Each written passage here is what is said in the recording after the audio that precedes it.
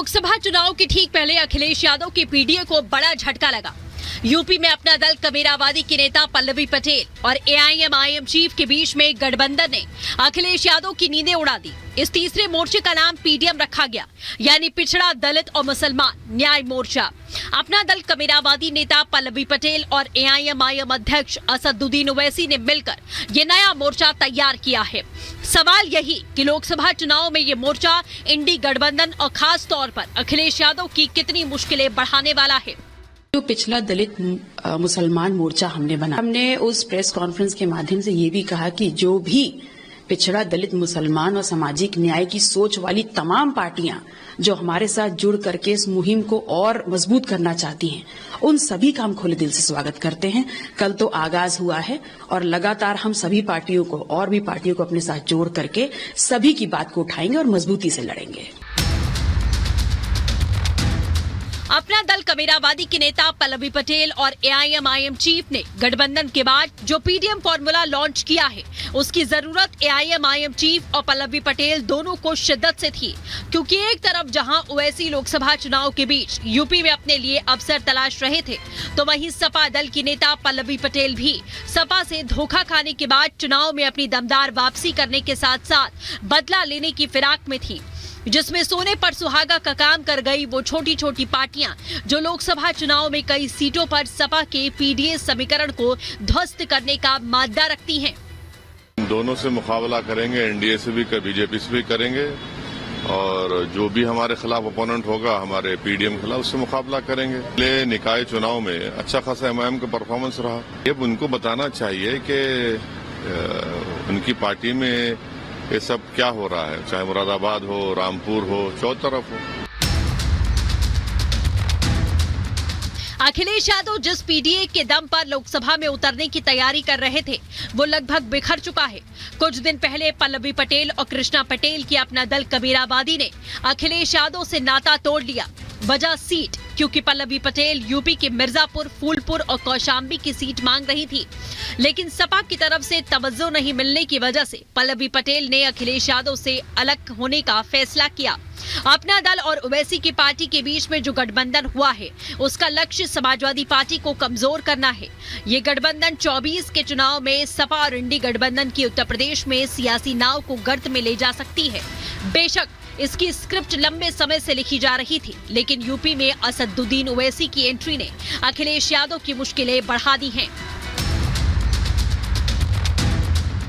पहले से ही पार्टी में कई चुनौतियों का सामना कर रहे सपा अध्यक्ष अखिलेश यादव को जो चोट पल्लवी पटेल ने दी है, उस दर्द की दवा कम से कम सपा अध्यक्ष अखिलेश यादव को 24 के लोकसभा चुनाव में नहीं मिलने वाली। पीडीए फॉर्मूले पर सबसे बड़ी चोट के कारण अखिलेश यादव खुद हैं, क्योंकि अखिलेश यादव ने जिस तरह से पल्लवी पटेल की पार्टी के साथ गठबंधन तोड़ने के बाद उन्हें बेइज्जत करके इंडी गठबंधन से विदा करने में अहम भूमिका निभाई।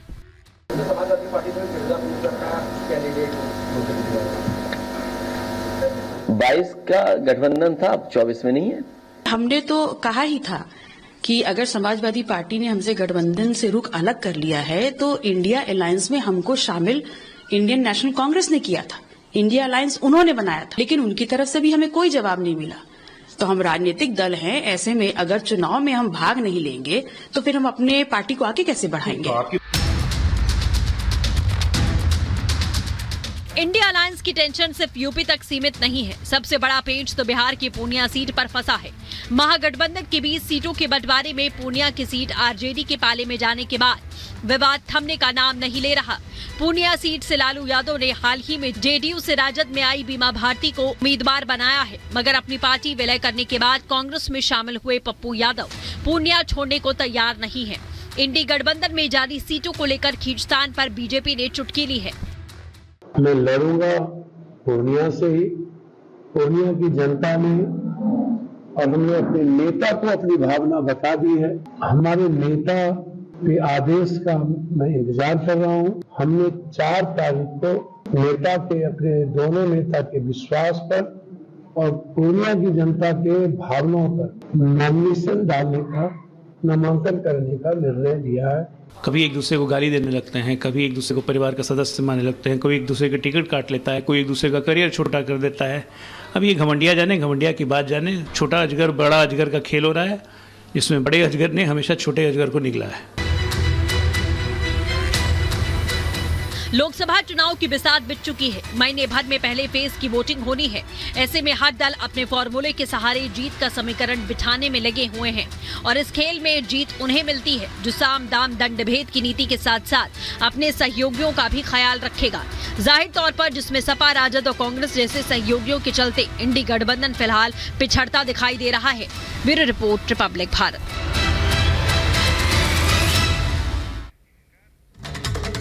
इधर उत्तराखंड के पूर्व मंत्री हरक सिंह रावत की मुश्किलें बढ़ने वाली है। ईडी ने समन भेजकर हरक सिंह रावत को आज एक बार फिर पूछताछ के लिए बुलाया है। इससे जुड़ी रिपोर्ट आप सबको दिखाते हैं। उत्तराखंड के पूर्व वन मंत्री हरक सिंह रावत की मुश्किलें बढ़ सकती हैं। ईडी ने पूर्व मंत्री के खिलाफ शिकंजा कस दिया है।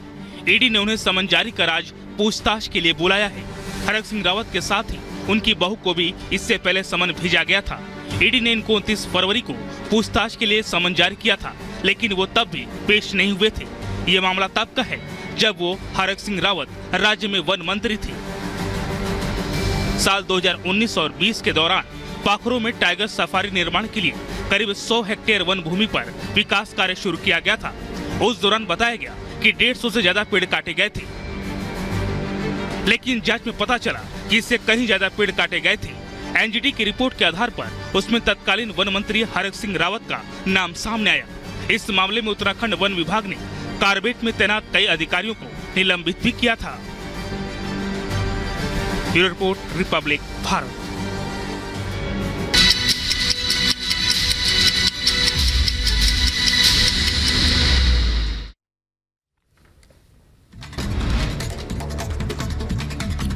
जम्मू कश्मीर के अरनिया सेक्टर में फिर दिखा पाकिस्तानी ड्रोन दिखने के बाद पुलिस और बीएसएफ ने संयुक्त तलाशी अभियान शुरू किया।